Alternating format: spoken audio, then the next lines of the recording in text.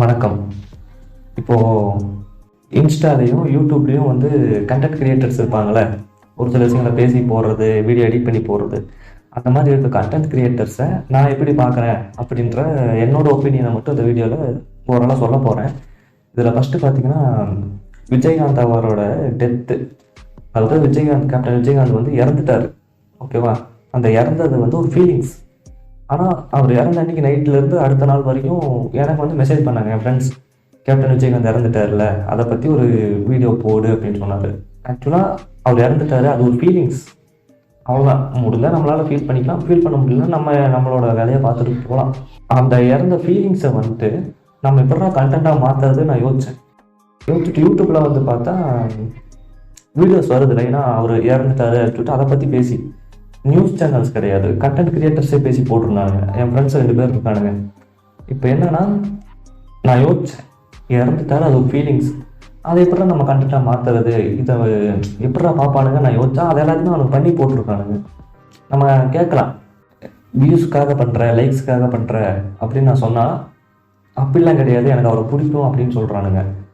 உங்களுக்கு விஜயகாந்தை பிடிக்கும் அப்படின்னா, அவர் உடம்பு சரியில்லாமல் ரொம்ப நாளாக ஹாஸ்பிட்டலில் இருந்தார், அப்படியே அவர் வந்து கட்சி மீட்டிங்கில் அட்டன் பண்ணார், அப்போல்லாம் இல்லாத பாசம் அவர் இறந்தோன்னே ஏன் வருது? உங்களுக்கு அந்த கொஸ்டின் புரியுதா? அதாவது உங்களுக்கு அவரை பிடிக்கும் அப்படின்னா, அவர் உயிரோடு இருக்கும்போது இந்த மாதிரி கஷ்டப்படுத்துறீங்கன்னு சொல்லிட்டு பேசி ஒரு வீடியோ போடலாம். ஆனால் அதை நீங்கள் பண்ணலை. அதை பண்ணாமல் அவர் இறந்ததுக்கப்புறம் அதை பற்றி பேசினா வியூஸ் போகும், லைக்ஸ் வரும்னு நினச்சி நீங்கள் அதை பண்ணுறீங்க. கேட்டால் எனக்கு அவர் பிடிக்கும்னு மட்டும் சொல்லிக்கிறீங்க. இதுதான் இங்கே நடக்குது. அந்த மாதிரி நான் பார்த்த ஒரு ஆள் வந்து தமிழ் லைட்டு அந்த அண்ணன். அவர் வந்து விஜயகாந்த் அவரோட பர்த்டேக்கு வீடியோ போட்டார். அவரை பற்றி 1 மணி நேரத்துக்கு வீடியோ போட்டிருப்பாரு. பரவாயில்லையே அப்படின்னு தோணுச்சு. ஏன்னா அவர் அந்த வீடியோலேயே சொல்லியிருப்பார், என்னோட ஃபர்ஸ்ட் ஓட்டு வந்து நான் விஜயகாந்துக்கு தான் போட்டேன்னு அவர் சொல்லியிருப்பார். அப்போ அவருக்கு ஓகே, அவருக்கு பிடிச்சிருக்கு, அவர் வீடியோ பண்ணுறாருன்னு அப்போ தோணுச்சு. அதுக்கப்புறம் விஜயகாந்த் இறந்ததுக்கு 1 நாள் முன்னாடி ஒரு வீடியோ போட்டிருந்தார், விஜயகாந்தை பற்றி பேசி இப்படி ஏன் கஷ்டப்படுத்துறீங்கன்னு. அது யதார்த்தமாக அந்த வீடியோ ரிலீஸ் ஆகி அடுத்த நாள் விஜயகாந்த் வந்து இறந்துட்டார். இப்போ நமக்கு வந்து ஓகே, அவர் கண்டென்ட்டுக்காக பேசலை, விஜயகாந்த் உண்மையாகவே பிடிச்சிருக்கு அதனால் அவர் பேசுகிறாருன்னு தோணுது. இறந்ததுக்கப்புறம் லைனாக வீடியோஸ் போடும்போது நமக்கு என்னன்னு தோணும்? சரி, லைக்ஸ்க்காக தான் இதை பண்ணுறானுங்க அப்படின்னு தானே தோணும். அதனால் சொல்கிறேன், இறந்துட்டாரு, உங்களுக்கு பிடிச்சிருக்கு, அவ்வளோதான். ஃபீலிங்ஸ்னால் அதை அப்படியே வச்சுக்கோங்க. அதை கொண்டு வந்து கண்டென்ட்டாக பேசி யூடியூப்பில் போட்டு வியூஸ்க்காக இந்த வேலையை பண்ணாதுங்க, நல்லா இல்லை. ஃப்ரெண்ட்ஸ் வந்து என்னையும் சொன்னானுங்க நீ பண்ணு அப்படின்னு சொல்லி, அதனால் சொல்கிறேன், நல்லா இல்லை. இப்போது பேக்ரவுண்ட் மியூசிக் மாற்றிக்கலாம், நம்ம நாங்கள் மூடுக்கு வந்துடுவோம். அடுத்தது பார்த்தீங்கன்னா, இன்ஸ்டாகிராமில் வாய்ஸ் ஓவர் வீடியோஸ். என்னோட தம்பிங்க தங்கச்சிங்க எல்லாருமே வாய்ஸ் ஓவர் வீடியோஸ் போடுவாங்க கண்டென்ட் பேசி. இதில் என்ன பிரச்சனைனா, ஆரம்பத்தில் கண்டென்ட் பேசி போட்டுட்டு எனக்கு அனுப்புவாங்க, நான் ஷேர் பண்ணுங்கண்ணா, சப்போர்ட் பண்ணுங்கண்ணா அப்படின்னு சொல்லுவாங்க. இங்கே என்ன பிரச்சனையாக இருந்துச்சுன்னா, வாய்ஸ் ஓவரில் பிரச்சனைனா நான் கமெண்ட் பண்ணி விட்டுருவேன், இந்த இடத்துல வாய்ஸ் சரியாக வரலை அப்படின்னு சொல்லிடுவேன். அதேமாதிரி கண்டென்ட் ஏதாவது தப்பாக சொல்லிட்டாங்க அப்படின்னா, நான் கண்டென்ட் தப்பாக இருக்குது ஏன்னு அப்படி சொன்னேன் அப்படின்னு நான் கமெண்ட்டில் பண்ணிடுவேன். இப்போ இவங்க என்ன பண்ணுவாங்கன்னா, அந்த கமெண்ட்டை டெலிட் பண்ணிவிட்டு நேராக பர்சனல் மெசேஜில் வந்து எனக்கு சொல்லுவாங்க, ஏன் அந்த மாதிரி பண்ணுறீங்க, என்னோடய ஃபேன்ஸ் என்ன பண்ணுவாங்க அந்த மாதிரிலாம் கேட்டிருக்காங்க. அதாவது இப்போ நான் உங்கள் அண்ணன் தெரிஞ்சவன்றதுனால தான் நீ என்கிட்ட நேராக வந்து கோவப்படுற, ஏன் அந்த மாதிரி கமெண்ட் பண்ணுறீங்கன்னு. ஒருவேளை அந்த கண்டென்ட் பிடிக்காத எவனோ ஒருத்தன் உனக்கு வந்து கமெண்ட் பண்ணுறாங்க. கமெண்ட் பண்ணுற எல்லாருமே என்னை மாதிரி டீசெண்டாக சொல்ல மாட்டாங்க, இது பெரிய பிரச்சனையாக இருக்குன்னு. அவனுக்கு ஏதாவது கெட்ட வார்த்தை தோணி அந்த கெட்ட வார்த்தை அப்படியே கமெண்ட்டில் சொல்லுவான். அதெல்லாம் நீங்கள் எப்படி ரியாக்ட் பண்ணுவீங்க அப்படின்ற கொஸ்டின் வருதில்ல. அதனால் ஒருத்தர் ஒரு விஷயம் சொல்கிறாரு அப்படின்னா, நல்லதாக இருந்துச்சுன்னா எடுத்துக்கோங்க, கெட்டதை கேட்காதீங்க, அவ்வளோதான். நான் சொல்கிறது நல்லதாக கெட்டதான்றதை நீங்கள் அது ஒரு தடவை அதை கமெண்ட்டை ஒழுங்காக படிச்சிங்கன்னா புரியும். கமெண்ட்டை ஒழுங்காக படிக்காமையே நேராக வந்து நம்மகிட்ட வரக்கூடாது. இப்போ அடுத்து அப்படியே நம்ம சேனலுக்கு வந்துடுவோம். மிஸ்டர் சந்தீப் ஒரு யூடியூப் சேனல், ஓகேவா? இங்கே வந்து என்னன்னா, என் ஃப்ரெண்ட்ஸ் கூட சொல்லியிருக்காங்க, ஆரம்பத்தில் வீடியோஸ் எல்லாமே ஒரு மாதிரி வருது, இப்போ ரீசெண்டாக வீடியோஸ் ஒரு மாதிரி வருது அப்படின்னு சொல்லியிருக்கீங்க. அதாவது இன்னைக்கு நம்மளுடைய பிரச்சனை என்ன தெரியுமா? திறமை உள்ளவன் தன்னுடைய திறமையை காட்ட முடியாததெல்லாம் இங்க இந்த நாட்டுல பிரச்சனையே கிடையாது. இருக்கிற திறமையை ஃபர்ஸ்ட் காட்டவே நீ முடியாதுன்றதுதான் இன்னைக்கு இங்க பிரச்சனையே.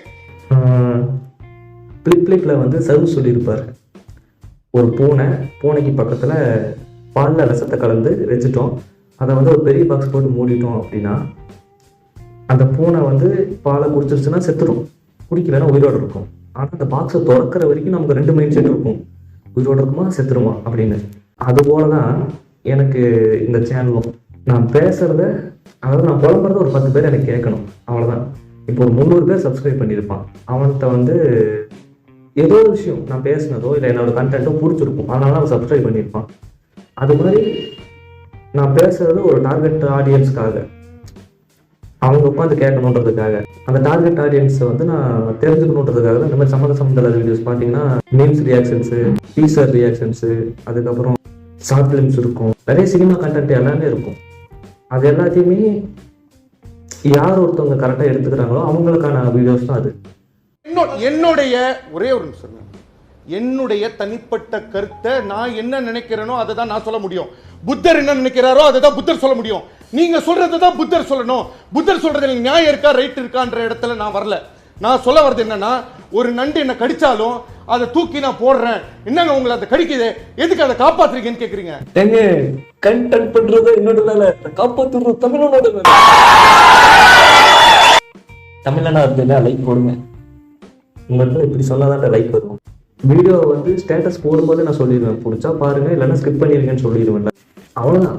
பேசிக்காக என்னோட விஷயம் அந்த ஒரு 10 டார்கெட் ஆடியன்ஸ் 10 பேரை நான் உட்காந்து கேட்பாங்க. நான் வீடியோஸ் போட்டாலே ஓகே வீடியோ போட்டால் நான் உட்காந்து பார்ப்போம், பார்க்குற ஒரு ஆடியன்ஸ் வேணும்.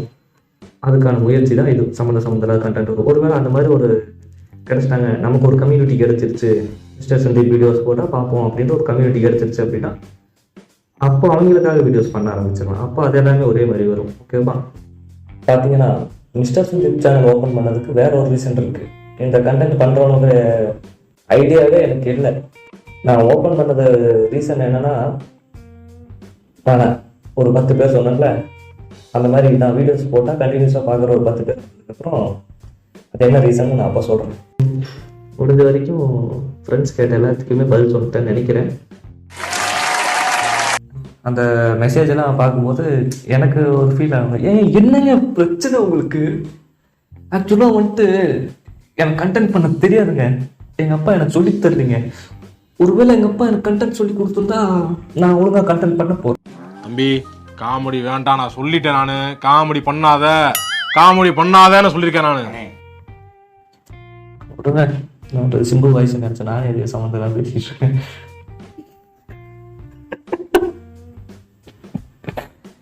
சரி ஓகே, அடுத்த ஒரு சம்மந்தம் இல்லாத வீடியோவில் வந்து பார்க்குறேன். நன்றி, வணக்கம். பட்டா மாமை.